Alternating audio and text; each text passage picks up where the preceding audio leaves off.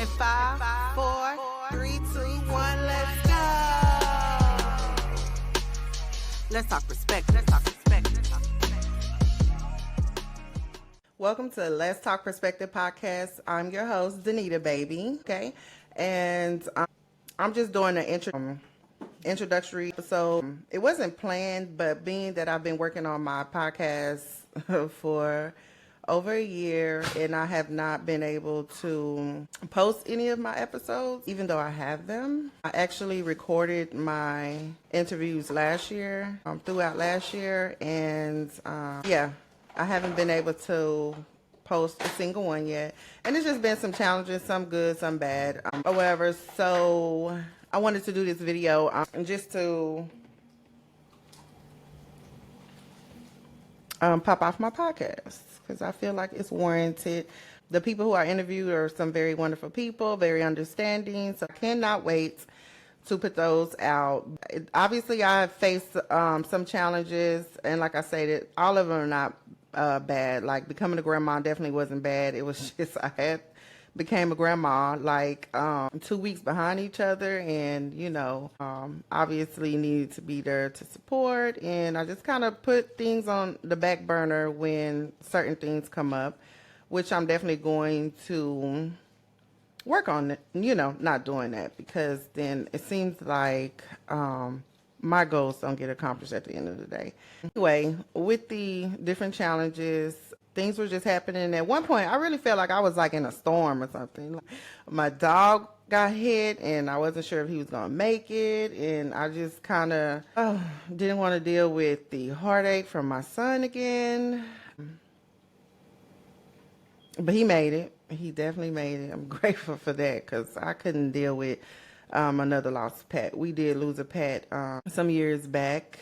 Someone ran them over, while they were crossing the street. So gladly, they didn't run my son over, because, they were all crossing the street. And so, anyway, with that being said, it was a very trying time. Honestly, I am not going to lie. I did not think that I would be sad behind a pet, but you will be sad behind a pet. Like, trust me, you will be sad. Like, I was sad. It was emotional, and it's just 10 times worse if your kids are attached to them. And I think that was probably the more challenging part. Like, it was already a sad time, but then seeing them go through the pain is almost unbearable. So, just so you know, you definitely get attached to your pets for sure. Rest in peace, Juvie. So with that, and these pets I'm about to get rid of over here right now.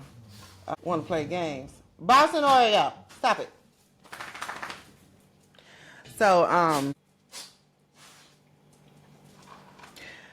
So anyway, watch out for your pets. Get them some insurance. That vet bill is high. It's like, I went through that, some other challenges, which I'm not going to go through all of them, but it just seems like they were coming like back to back. I did come to a place where I thought like everything was okay. Like, okay, I think I'm ready. And I started back trying to focus not only on that, but my book. Then my mother passed, and that was like life changing. And I do believe I'm going to share the story. So I'm going to like share that part of the story that I did. This is like the second video that I'm attempting, and I'm just not going to attempt the part where I share what happened to my mom and stuff. I can't, because I didn't make it in that video. I'm not going to make it in this video. It's not a lot of like intense crying, but it's me trying to hold my composure, and I'm constantly like wiping my eyes, and I'm talking about it or whatever. So with that being said, I'll just like cut out, let y'all hear the story, and then I'll come back. That's what I'm going to do. February the 2nd, I woke up that morning and I was excited because I was like, I got an idea for my podcast. So I get up, and one of my patients, because I always connect to people, one of my patients had already told me, like, call me, I can help you, give me all these marketing ideas and different things like that. So get on the phone with him. That was so crazy. And then I get a phone call, right? And I see my sister calling. I'm like, I can't get off the phone with this guy. I got to continue this. This is exciting for me. And so I just text her like, hey, I'm on the phone. Is everything okay? You know, and she's like, no, everything's not okay. So I'm reading the text.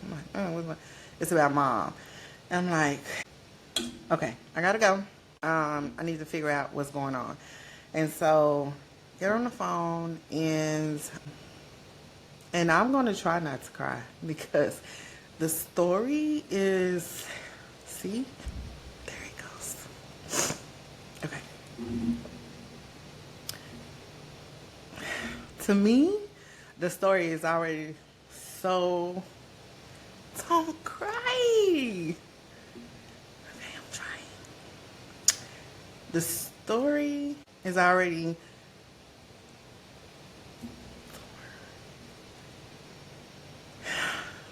I'm gonna keep going. The story is already so traumatic, right? That,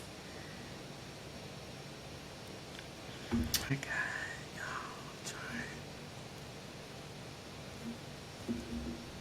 I hate this. See, now this is one of those moments where I'm trying to smile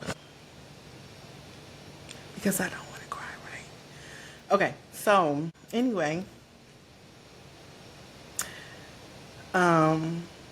she said it's about mom. I call her back. She lets me know mom passed, right? And I always shed tears when I think about my mom, you know, regardless of the type of mom she was to me. I mean, I'm always loved my mom just like a innocent baby, regardless of what the mom does to that baby. They're still going to be attached to their mom, and regardless of the abandonment and stuff, I was still wanting to be attached with my mom, right? So, see, it just, anytime I have ever thought about her, even before she passed, I'm like, I've always been this way. I've always, so.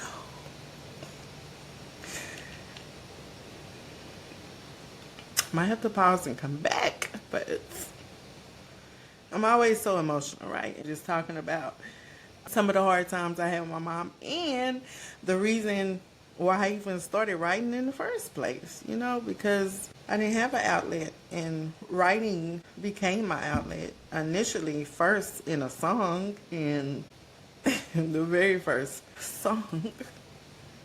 I'm so sorry.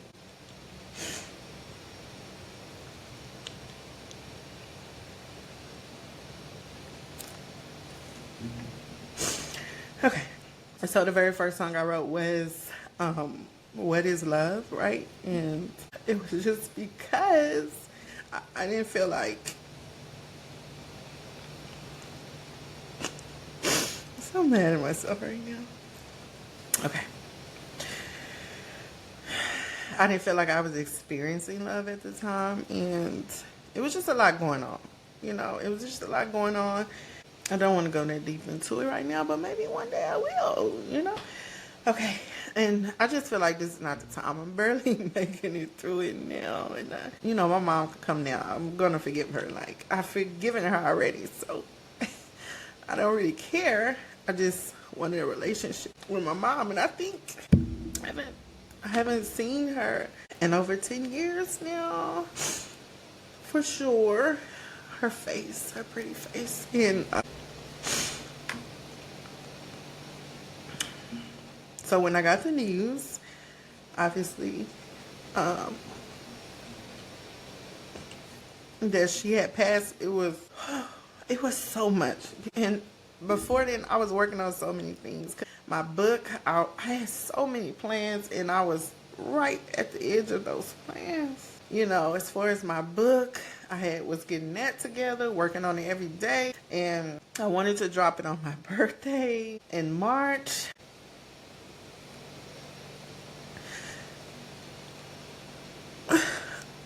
The podcast, obviously. I don't even know if I should post it. The podcast and everything. Everything I had planned, everything was going. And I was so committed. And then when I heard that, it's like everything stopped. It's like the world stopped because I'm like,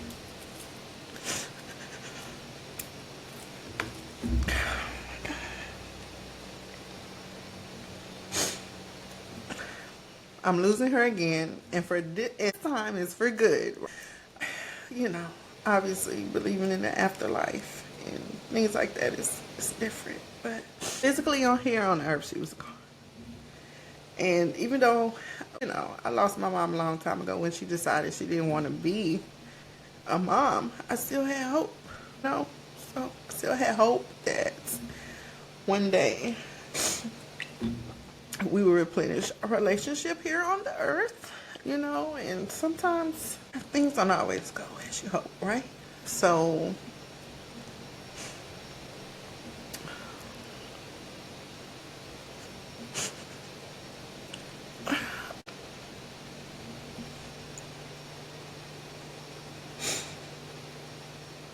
I was losing her again. She was gone this time.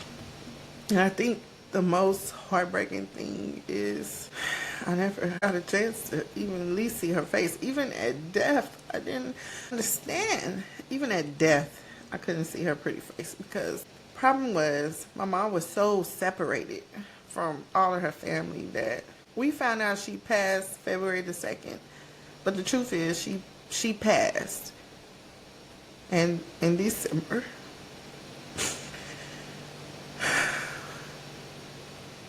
and because she had none of her family listed as next of kin, and she sat in her apartment, obviously her body decomposed, maybe for roughly about 5 days. I would say 5 days, because when we went to her apartment, I found what I believe was her final, and it was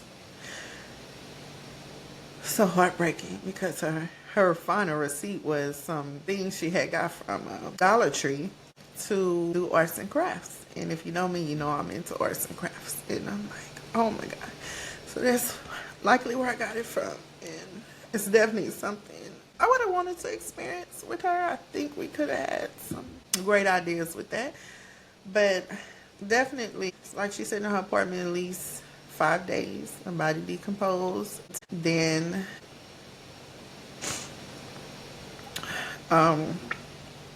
she said in the freezer for all that time until they finally found one of us. And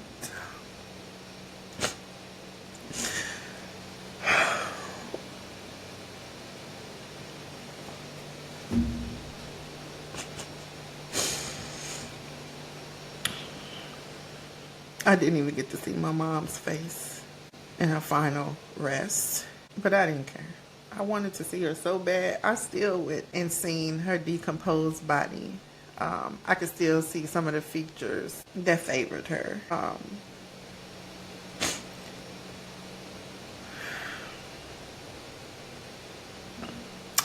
I just hated that she died alone because I don't feel like, well, I don't feel like she didn't have to. We were looking for her, and it was like we went in, it was like cycles. We looked for her, we hit a dead end, then we kind of try to accept things, and then we do it all over again. And that's pretty much how it's been these last years. This Mother's Day, was especially challenging because finally I knew where she was. At least I knew where she was, right?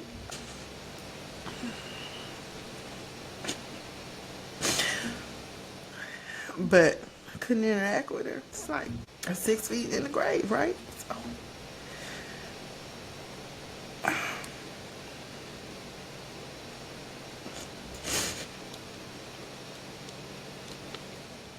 anyway, let's get off of my mother because I can't even do it, right? I can't do it, right, y'all?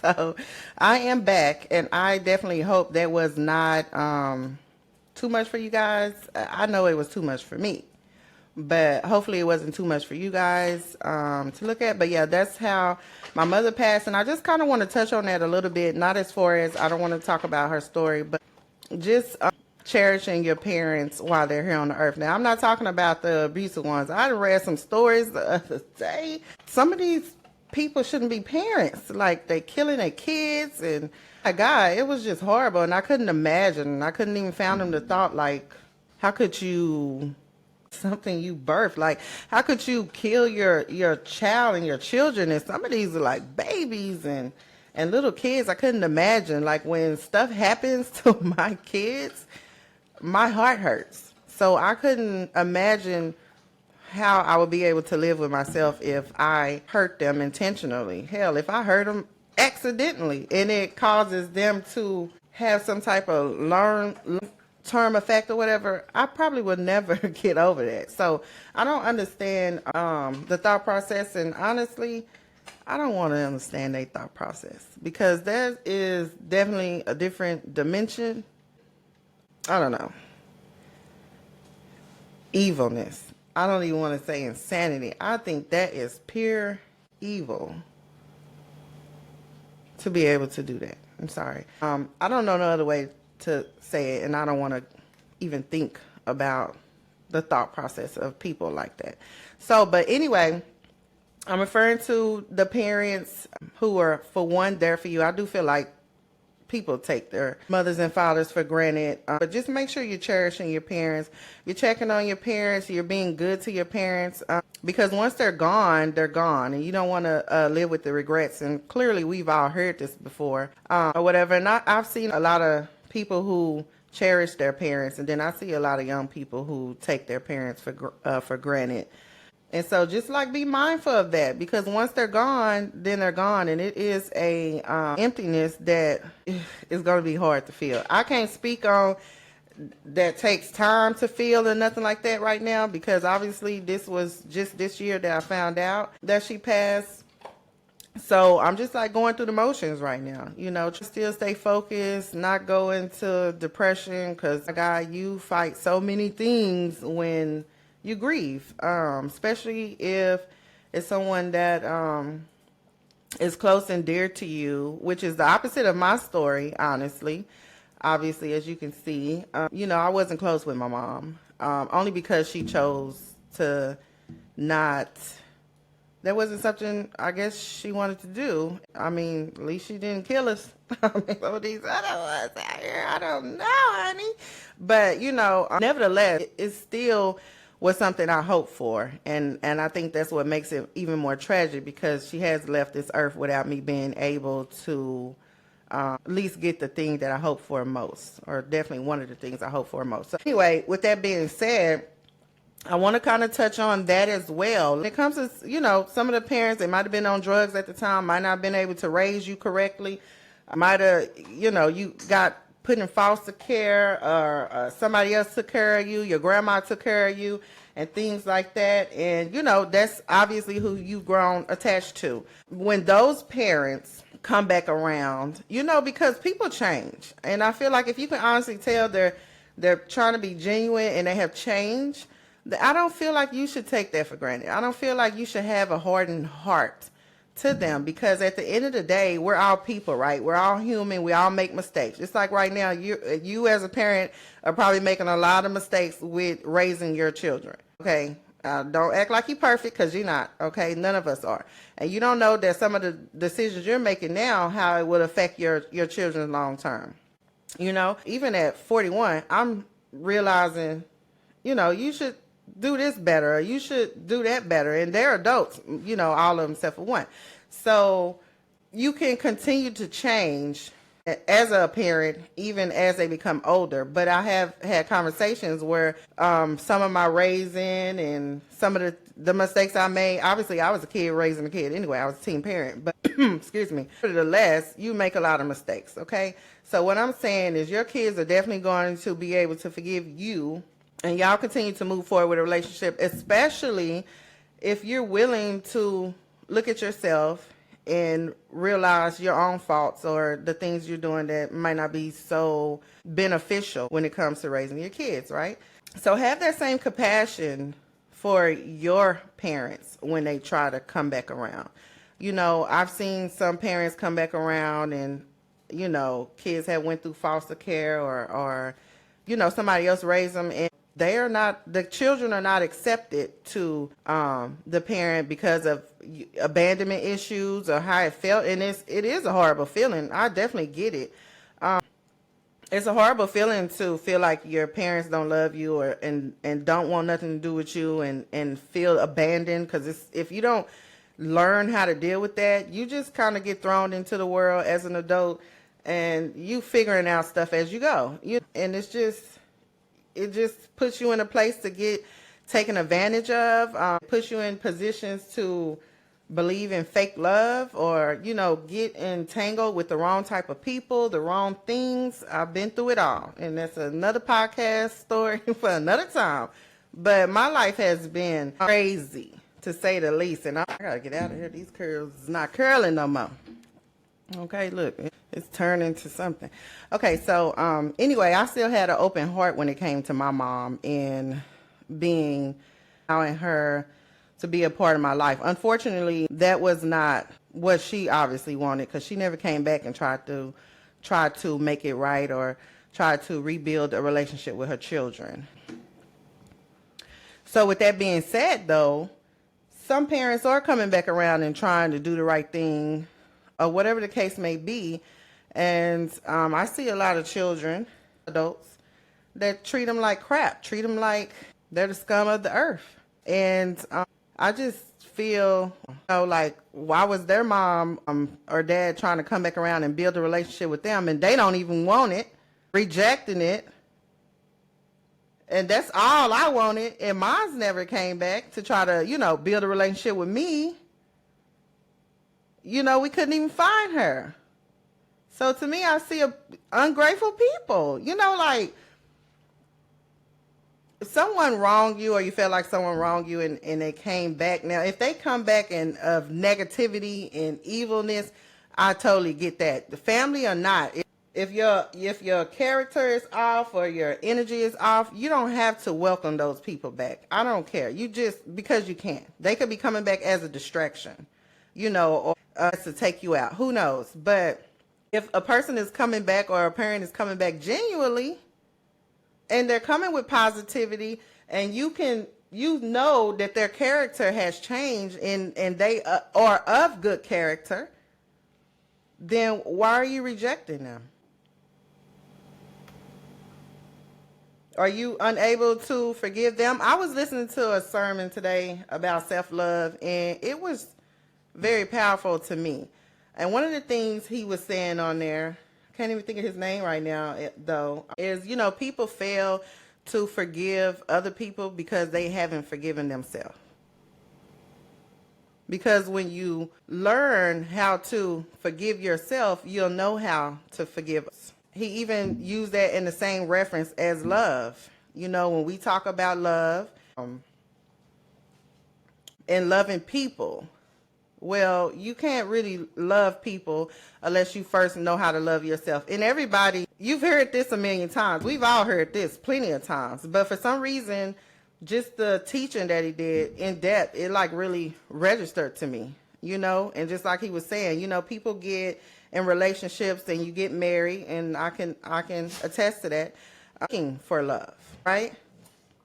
Looking for love in that relationship, when you should already love yourself and get in a relationship to share the love that you already have for yourself, not to go seeking the love because you already have the love, right? And I just felt like it was just so profound. And then he was like, the question of people asking, like, do you love me when you like get in relationships and stuff? He's like, no, what you need to ask them is, do you love you? Okay? Do you love you? Because if you love you, then you're going to know how to love me. But if you don't, then you're not going to know how to love me. And that's how you get in all these situations with these toxic relationships, myself included, and things of that nature. Now, if I find that, I might share it and save the link. But I thought it was very powerful. But anyway, with that being said, I'm just encouraging people that might have had a parent that wasn't so perfect, but that are now trying. They're genuine, of good character. If you have a parent that's coming back in your life, don't take it for granted. Don't take it for granted. It is people out here that would love to have that moment and we don't have it. I never got it. But I would have loved for my mom to come back around so we could have built a relationship together, and she would have known she was forgiven. But nevertheless, I just definitely wanted to, like I said, do this introductory video, and just to kind of let y'all know that it's happening now. It's happening now. Stay tuned.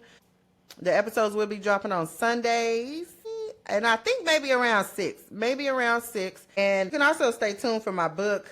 I'm going to more so try to just focus on the podcast right now, but I am going to be trying to work, do a little writing in my book, and then probably later, once I get my podcast, or at least get season 1 out of the way, then I can start back focusing on some of the other things, because that's another thing I learned, that maybe I'm trying to focus on too many things, and when you're trying to focus on too many things, you might not get nothing done, and I definitely don't want that to be the case. And so I'm going to focus on the podcast, and then I'll start getting back into some of the other things I was doing. I think my podcast might be every other Sunday too.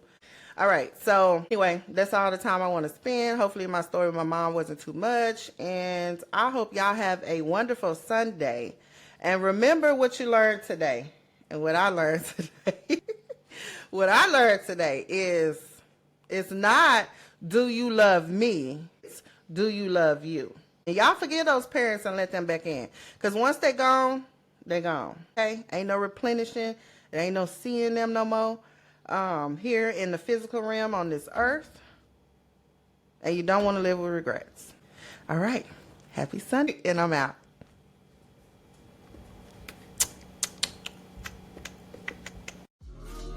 Thank you for tuning in to this very special episode as I shared the many challenges of losing a mom. Please tune in next Sunday, June the 6th at 6:45 for my interview with Jeremy Goffey as we navigate and discuss the different profiles of rock and roll, his experience, accomplishments, and what he's up to now. I'll see you there.